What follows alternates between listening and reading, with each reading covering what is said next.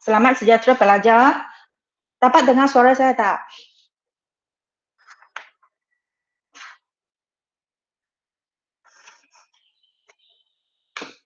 Okey. Hari ini kita akan masuk bab 8, unsur dan bahan.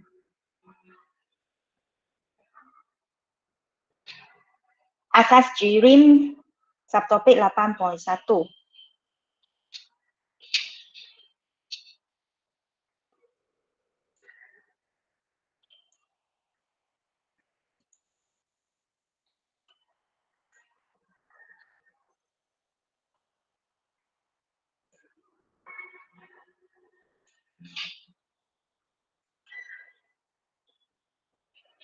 Bahan atom, bahan molekul dan bahan ion. Bahan boleh terdiri daripada 3 jenis zarah. Ada bahan yang boleh terdiri daripada atom saja, ada yang molekul, ada yang hanya terdiri daripada ion.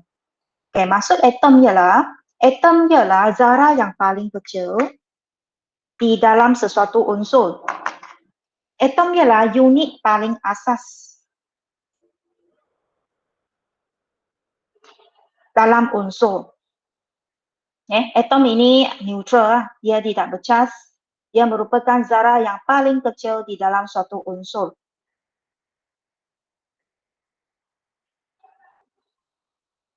Molekul. Molekul ialah gabungan dua atau lebih atom secara kimia. Maksudnya dia ada 2 atau lebih atom yang berlainan. Yang bergabung menjadi satu molekul.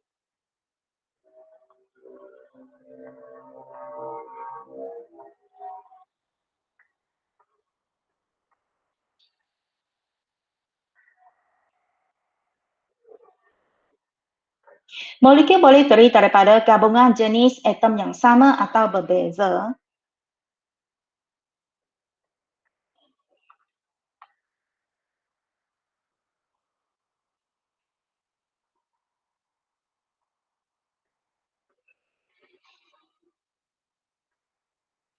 Maksudnya 2 atau lebih atom itu tak semestinya sama, dia boleh berbeza. Bagi contoh, contohnya gas oksigen, gas hidrogen, gas nitrogen ini. Mereka merupakan molekul jenis unsur.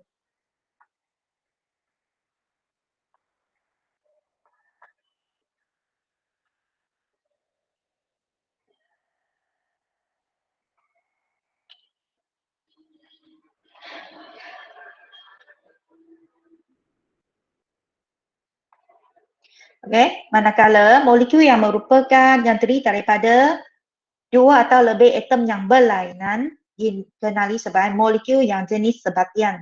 Contohnya air H2O, karbon dioksida CO2, gas amonia NH3.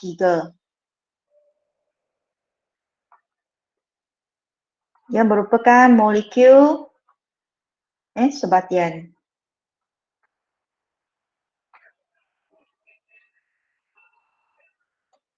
Ion ialah zarah-zarah yang bercas sama ada positif atau negatif. Ion terbentuk apabila sesuatu atom menderma atau menerima elektron. Contohnya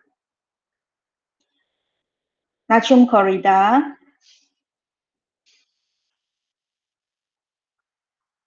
natrium klorida merupakan garam. Natrium klorida terdiri daripada ion natrium dan juga ion klorida. Ion natrium ialah ion negatif, ion klorida ialah ion natrium ion positif, ion klorida ialah ion negatif. Bagaimana ion ini terbentuk? Atom natrium dia mempunyai susunan elektron 2.8.1 dan dia tidak stabil. Dia nak mencapai susunan elektron oktet yang stabil, maka atom natrium akan menderma 1 elektron. Menderma 1 elektron membentuk ion natrium yang mempunyai susunan elektron oktet yang stabil.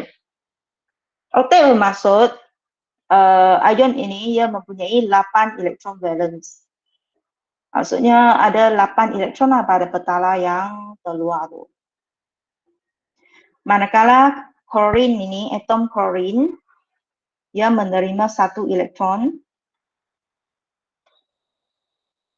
mencapai ion klorida yang mempunyai susunan elektron oktet yang stabil. 8 elektron valence juga. Nanti bila you belajar lebih dalam lagi, kamu akan sekali lagi lah jumpa benda ni. Pembentukan ion positif dan ion negatif. Ini hanya pendahuluan sahajalah. Bahan atom. Bahan ini mengandungi zarah atom sahaja. Okay. Atom adalah zarah yang asas dan dia adalah neutral. Contohnya, semua unsur logam dia terdiri daripada atom. Contoh, logam emas ataupun orum.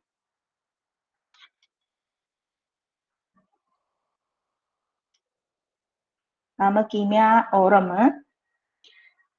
Semua logam ini terdiri daripada atom. Logam kuprum, logam besi, logam zinc, logam magnesium terdiri daripada atomnya. Selain itu, gas nadir. Semasa tingkatan 1, kamu sudah belajar tentang jadual berkala, iaitu unsur kumpulan 18. Unsur pada laju menegak yang terakhir tu, yang terdiri daripada gas monoatom. Mereka merupakan gas nadir.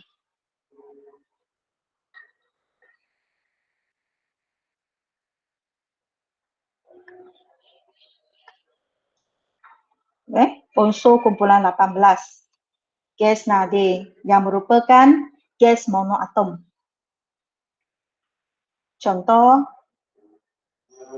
Contohnya gas helium, gas neon, gas argon. Atom-atom di dalam logam disusun secara rapat dan teratur. Manakala susunan atom di dalam gas nadir berjauhan dan tidak teratur. Maksudnya, logam yang merupakan pepejal, macam ini, susunan atomnya adalah secara rapat dan teratur dalam kekisinya.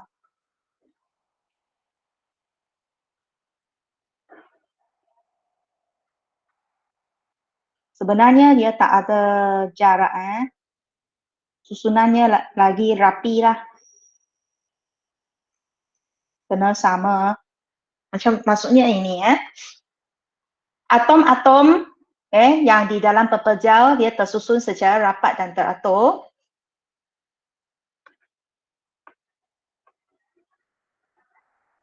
Pepejal logam. Manakala bagi unsur kumpulan belas yang terdiri daripada gas nadir kan, susunan zarah dalam gas kan berjauhan antara satu sama lain. Macam ni. Contoh bahan atom bola berisi gas helium. Gas helium ialah unsur kumpulan 18. Dia adalah bengai. Maksud tidak reaktif secara kimia.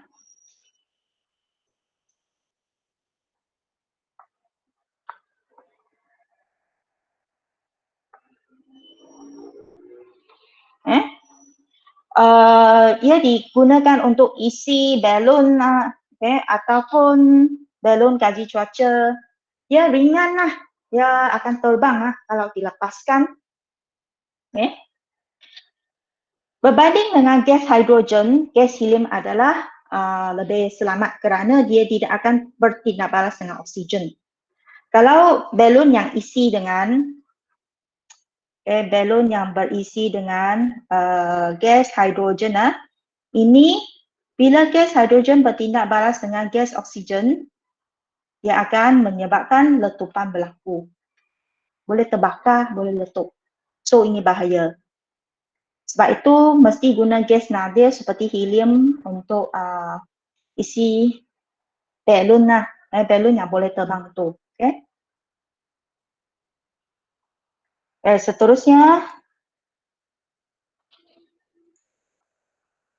contoh yang merupakan bahan atom seperti yang tadi, logam emas lah. Ini merupakan susunan atom-atom dalam logam emas. Atom-atom emas ini tersusun secara rapat dan teratur. Kalau atom helium ini sebab dia gas kan? Gas, maka susunan zarah-zarah gas lah. Susunan zarah-zarah atom helium yang merupakan gas adalah berjauhan antara satu sama lain. Imbas kembali, maksudnya ingat balik apa yang telah kamu belajar semasa tingkatan menengah rendah. Atom terdiri daripada zarah subatom. So, dalam satu atom dia ada dibahagi kepada zarah-zarah subatom, iaitu proton, neutron dan elektron. Kedudukan proton dan neutron adalah berada di dalam nukleus atom.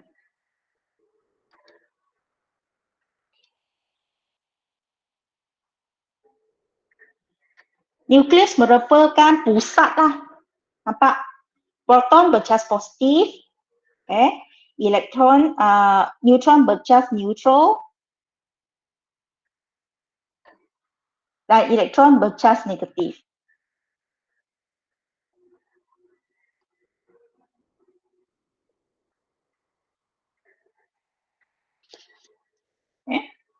Ini proton dan neutron berada dalam nukleus suatu atom. Manakala elektron ini berada pada petala elektron. Petala yang pertama hanya boleh isi petala pertama hanya boleh isi 2 elektron. Yang selebihnya akan ditempatkan di petala yang kedua dan seterusnya.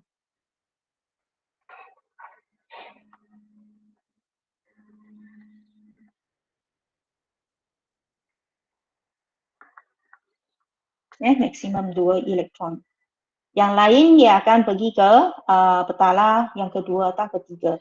Petala kedua maksimum boleh 8 lah. Di sini dia 4 saja, maksudnya dia ada 4 elektron valence. Elektron valence merupakan elektron yang berada pada petala yang terakhir atau terluar suatu atom.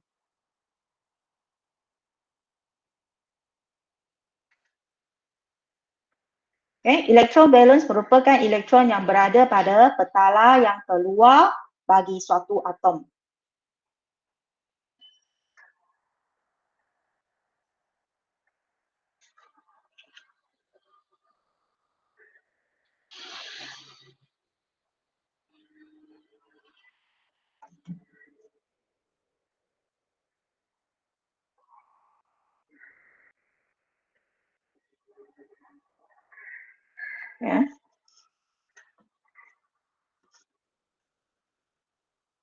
Tentang struktur atom akan belajar lagi nanti ya. Ini cuma sedikit pendahuluan.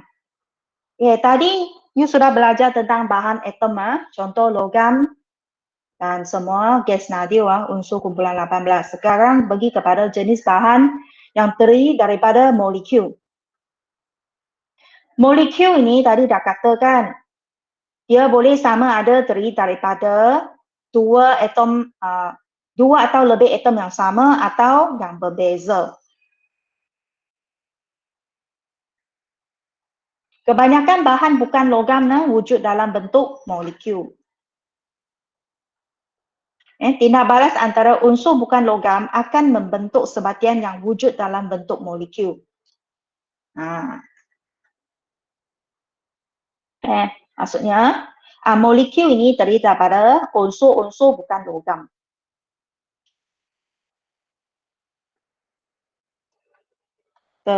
Molekul terdiri daripada dua atau lebih atom unsur bukan logam.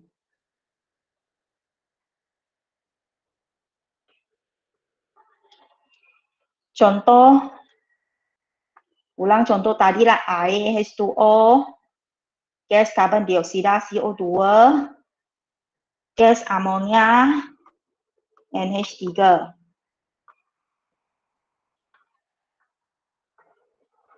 Bagi yang terdiri daripada dua atau lebih atom yang sama, contoh molekul oksigen, molekul hidrogen, dan molekul gas nitrogen.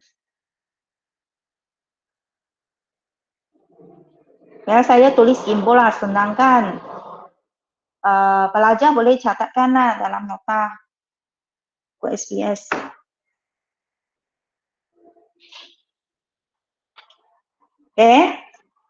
Molekul oksigen ini terdiri daripada dua atom oksigen. Molekul air terdiri daripada dua atom hidrogen dan satu atom oksigen.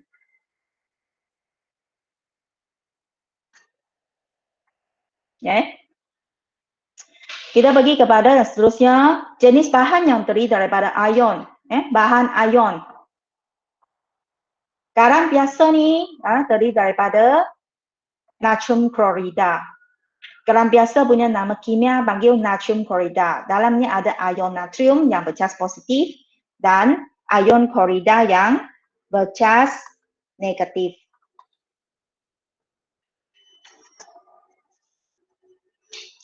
Ion positif terbentuk apabila atom natrium membebaskan elektron membentuk ion natrium. Apabila satu atom dia membebaskan elektron, dia akan membentuk ion positif. Ini cas lah, cas kena letak. Dan atom klorin menerima elektron. Ada kesilapan sikit, salah tulis. Sekali lagi, atom klorin menerima elektron membentuk ion negatif. Elektron ini kan bercas negatif. Kalau atom yang neutral dia terima lagi elektron bercas negatif, maka casnya dah jadi negatif lah. Maksudnya bilangan elektron telah melebihi bilangan proton. Banyak satu. Nanti saya akan ulang lagi ya.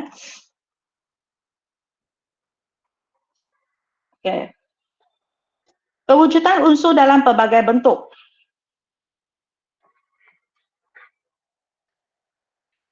Unsur boleh wujud dalam bentuk atom, molekul atau ion.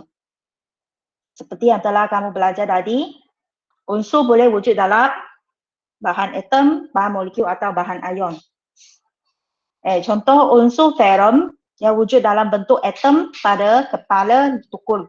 Kepala tukul ni terdiri daripada logam. Logam besi kan. Besi nama kimia panggilnya ferrum.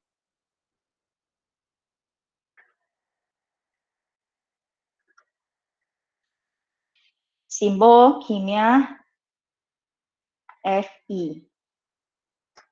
Dalam jadual perkara unsur, kamu nampak kan simbol-simbol tu. Itu simbol kimia tu. Setiap unsur ada simbolnya. Okey. Apabila tukul itu yang dalam keadaan yang baharu, yang belum lagi terdedah kepada air, ia adalah macam ini. Tak berkarat. Tak berkarat maksud dia hanya ada unsur ferrum saja. Kalau tukul sudah berkarat, besi yang berkarat lah.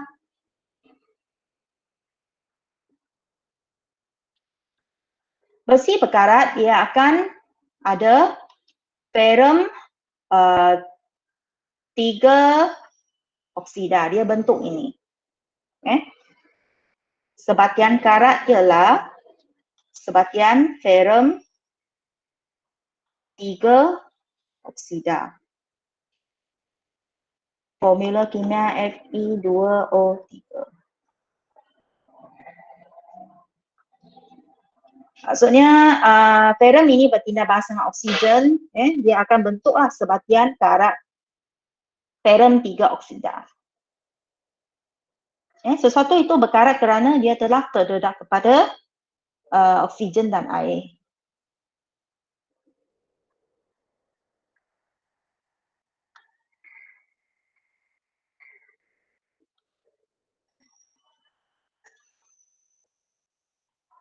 Terdedah kepada oksigen di udara dan air. Kan udara pun ada air hujan, wap air. Lama-lama besi itu kalau tak dicat karat lah. Okay, selain itu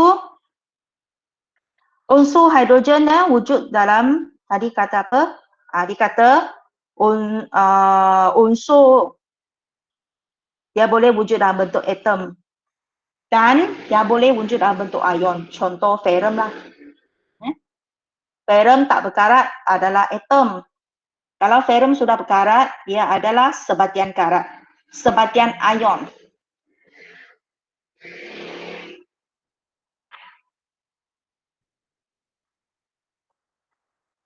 Ada ion ferrum 3 dan ini ialah ion oksida.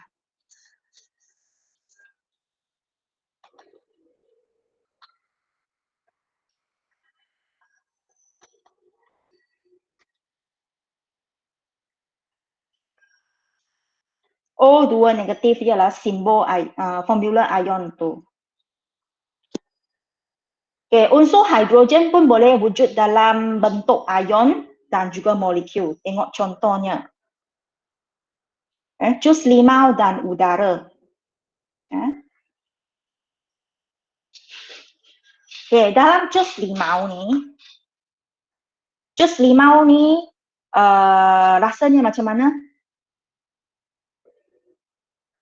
Jus limau berasid kan, bersifat asid. Dia masam kerana dia bersifat asid.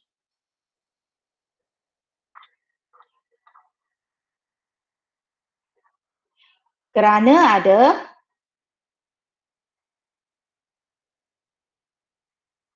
ion hidrogen. Kerana terdapat ion hidrogen dalam jus limau. Contoh apple. Apple pun kadang-kadang masam. Apple hijau tu. Nanas pun kalau belum masak sepenuhnya. Lagi lagi oren.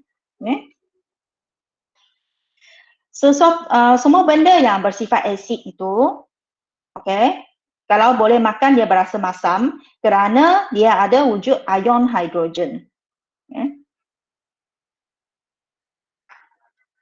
Ion hidrogen ni tengok simbol formula ionnya. H plus kan, plus ini bermaksud ion positif. Dia bercas positif. Okay? So, faham tak? Jadi, unsur hidrogen yang wujud dalam bentuk ion ialah ion hidrogen. Ion hidrogen ada dalam jus limau. Sebarang cecair lah yang bersifat asid. Maksudnya pH-nya dia kurang daripada 7. Dia ada ion hidrogen, H plus tu. Hidrogen Jun pun boleh wujud dalam udara. Memanglah udara ada gas hidrogen. Selain oksigen, karbon dioksida, nitrogen. Kan tadi dah beritahu hidrogen H2. Hidrogen H2, nampak? 2 bermaksud ia adalah molekul lah. Satu molekul hidrogen terdiri daripada 2 atom hidrogen. Satu molekul hidrogen terdiri daripada 2 atom hidrogen.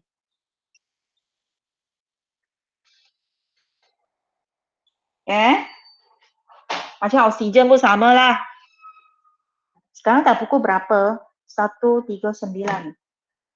Tengok ini, sub ini ada berapa slide? 1.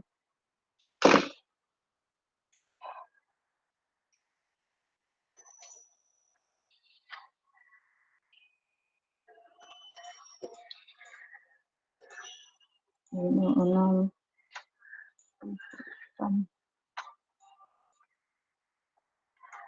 Wah. Banyak juga. Latihan hari ini belajar 8.1 sajalah. Setelah saya tengok 8.2 agak banyak slide ni.